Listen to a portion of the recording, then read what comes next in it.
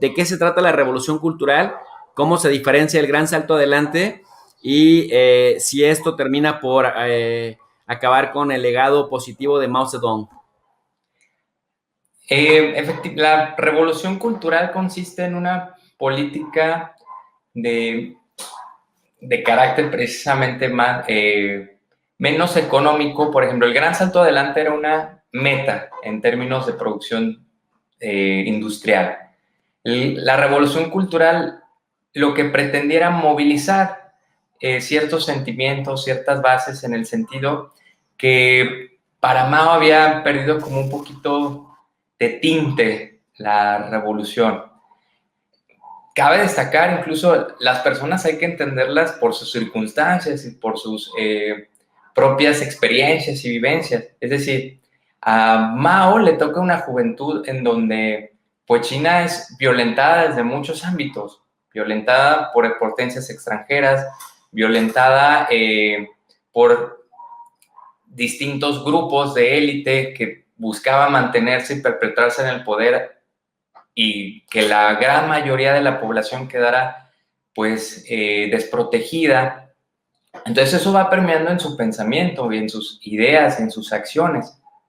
Entonces pues las circunstancias que permean mucho en sus acciones políticas es un mundo en donde pues hay que luchar y que la lucha es una constante. Entonces por ahí pierde un poquito esa idea de los tiempos, debido a que China empieza o ese ataque de las potencias empieza a no ser tan frontal, a no ser tan evidente. Sin embargo, para él, precisamente, pues perdía un poquito la esencia, ¿no? La esencia de la revolución china. Y entonces pide sobre todo, en ese momento también cabe destacar que él ya no tenía por sí mismo un puesto un puesto formal dentro de la dirigencia política. Obviamente un puesto simbólico lo tenía, pero no formalmente. Y entonces sentía que también por ahí estaba perdiendo un poquito de sus prerrogativas. Y una forma de recuperarlas fue a partir de movilizar a la gente joven o al sector joven con este halo que tenía precisamente de ser una personalidad reconocida. ¿Y por qué reconocida? Pues porque conduce precisamente a la lucha también, junto, es cierto, con también el partido del Kuomintang, en la lucha de resistencia ante el Japón invasor.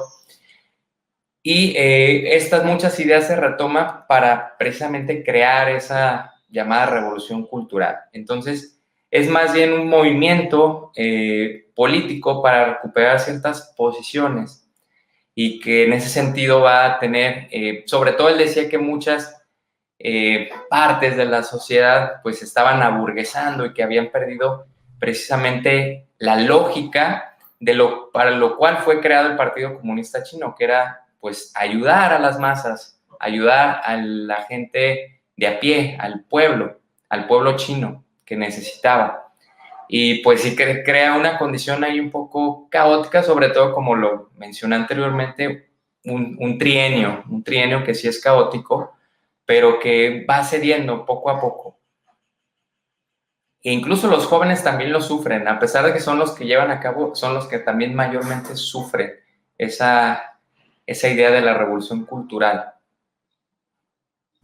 Si pudiéramos hablar de la herencia de la revolución cultural y tratar de asociarla al crecimiento revulsivo que tuvo China económicamente, ¿se relacionan, Germán, o prácticamente se le cambió con el siguiente líder después de Mao Zedong?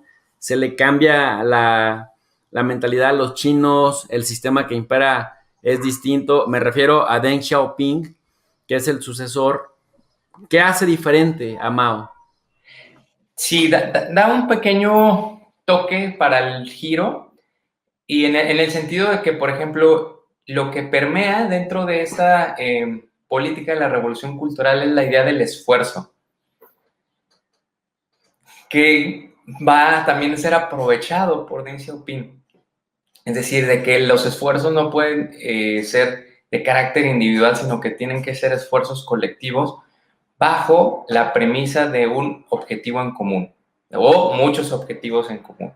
En este caso es decir, bueno, hay que aprovechar este impulso que tenemos para, pues, apuntalarlo a diferentes direcciones en los propósitos que queremos, ¿no? Que después se retoman o se resumen en lo que Deng Xiaoping llama las 4 modernizaciones y que después se conoce como la política de la reforma y la apertura, que tradicionalmente en Occidente se conoce como la apertura de China a finales de la década de los 70 y que incluso es una reforma que va gradual, que va, digamos, pisando de a poco. Por ahí también los dirigentes chinos son muy dados en usar refranes, algo que se conoce, e incluso es muy, digamos, idiosincrático de la cultura china. Se llaman chengyu, que son como refranes populares, que a veces vienen de historias, cuentos, novelas,